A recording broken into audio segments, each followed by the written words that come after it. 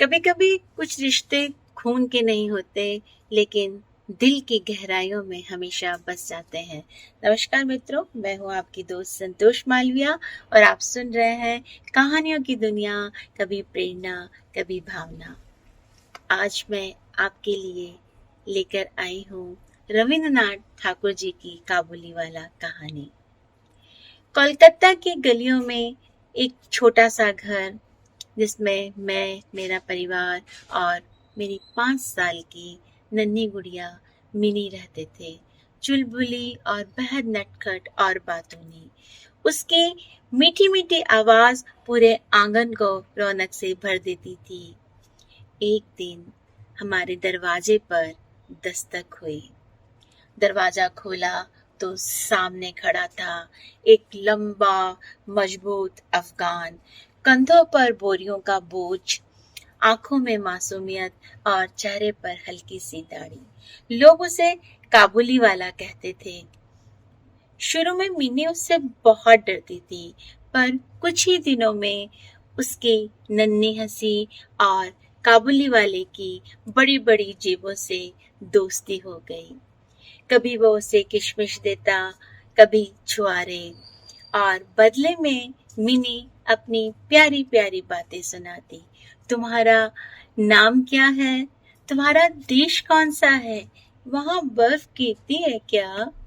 काबुली वाला हंसता, हाँ छोटी बीबी, वहां बहुत बर्फ गिरती है।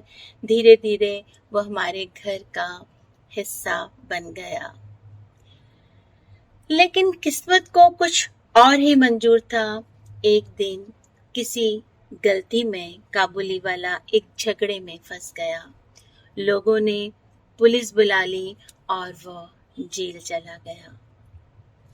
मिनी बहुत रोई। पापा, मेरा दोस्त कब आएगा? और मैं बस चुप रहा। समय बीत गया, मिनी बड़ी हो गई। अब वो गुड़ियों से नहीं खेलती थी, किताबें पढ़ती थी और सपनों की दुनिया में खोई रहती थी।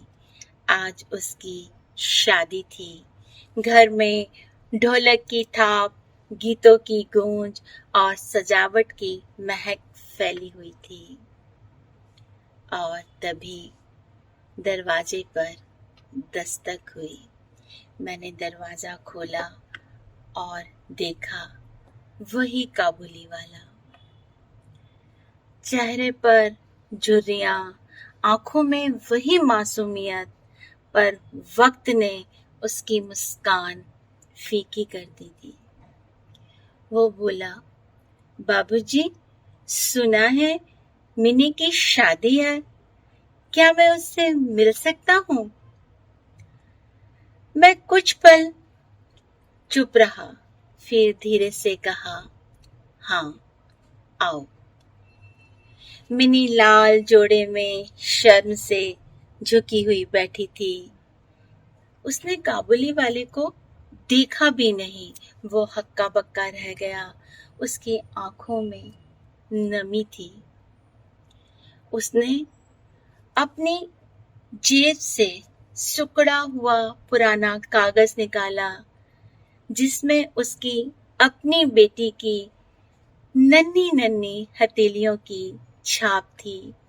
बाबूजी, मेरी भी एक मिनी है, दूर काबुल में, न जाने कैसी होगी।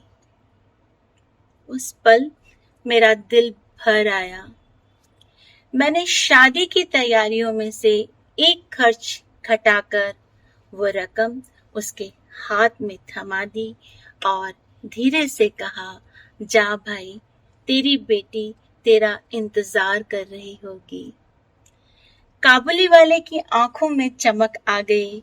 उसने आसमान की ओर देखा, जैसे दुआ दे रहा हो, और फिर धीरे धीरे गली के मोड़ पर गुम हो गया।